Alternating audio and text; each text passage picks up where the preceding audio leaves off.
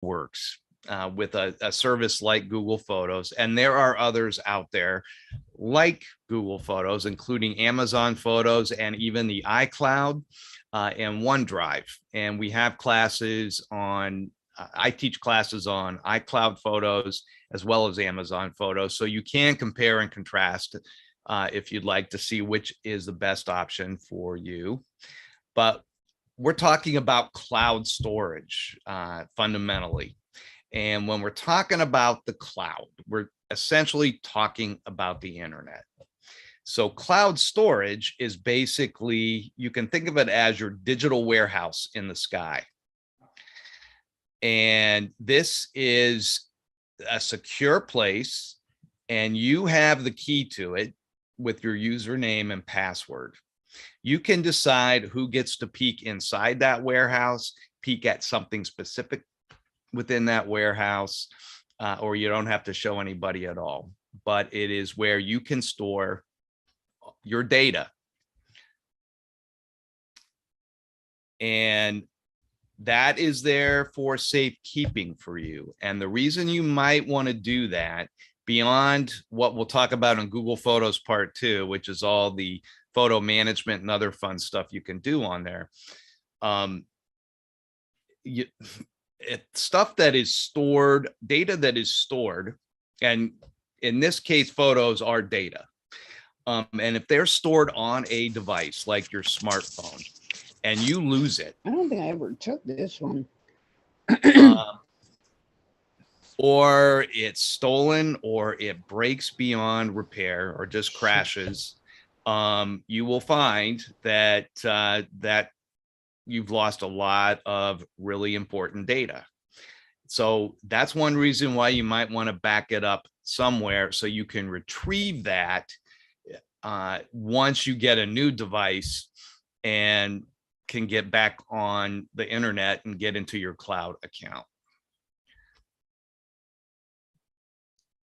And it will sync with your devices. So even if you lose your phone, you could access that data on your tablet if you have a tablet, or on your desktop computer or laptop.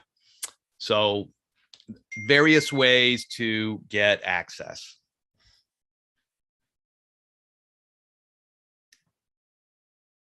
So when we're talking about Google and Google Photos is one of many cloud apps and services that Google offers. Google Drive is one. It's all under this Google One umbrella brand, which basically is all of the apps that you can use on Google and back up in the cloud. So you'll see here, Gmail, your Gmail, if you are a Gmail user, you can back up all of your Gmail messages on the cloud if you want, just by going into your account and going into the settings to do that. You can do that with Calendar. I'm a Google Calendar user. If I want to back up my calendar data on there, I can do that.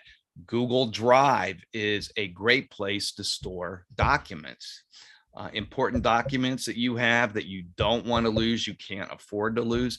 That's a place to make sure that they're backed up, that you can store them there so that you don't lose them. And there is Google Photos. And that is what we're going to be talking about today, of course. This is the icon for it. If you don't have it downloaded, it's free to download on the App Store, whether that's Google Play, which you'll use if you're an Android device user, or on the Apple App Store.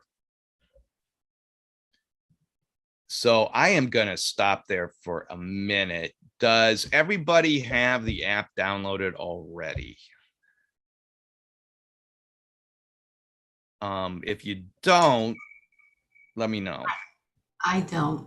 You don't? Okay. Do you want to take a sec to do that, Sheila, or just kind of watch along and then decide if you want to download it? I'll watch because I'm not sure I know what to do. Okay. Okay. That sounds good. I'll walk through how to do that. Okay, great. Thanks. Yeah. Okay. All right. So let's talk about what Google Photos is. This is when we're talking specifically about photos, it allows you to securely and automatically store copies of your photos online as backup.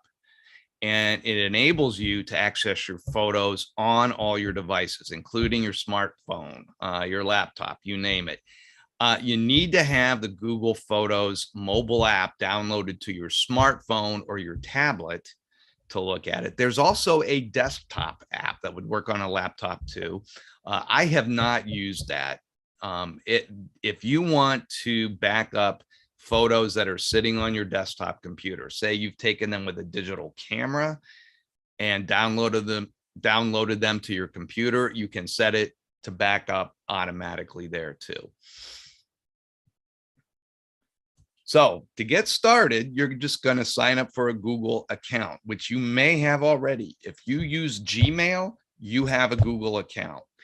If you don't, it's very easy to just go into Google. Let me see if I'm just going to check here and see if it's already recognized. So if you have not signed in or created a Google account, you would go here and click on that and it would walk you through. You do not have to have a Gmail account in order to use Google Photos or any other app. You can use an Outlook account if you have that, or say your local internet provider if they provide you an internet or a email address, anything like that. So once you're signed up, then what you're going to want to do is download the app to your smart device and then activate it to back up and sync. So I am going to walk through that right now on my phone screen.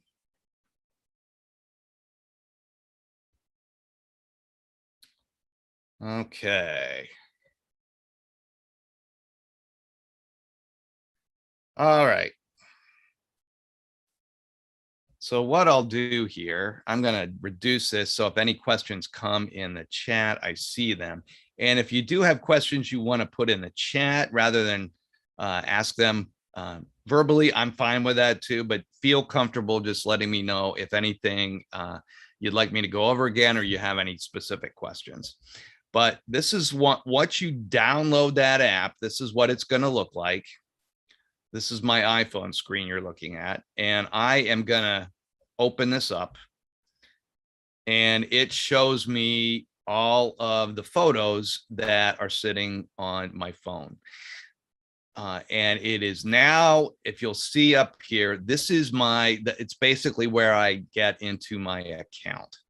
And here you'll see this revolving around, kind of animated here, this dotted line. That means that it is going through my photo collection and looking for anything that it hasn't backed up already, so that I get an up-to-date backup onto the Google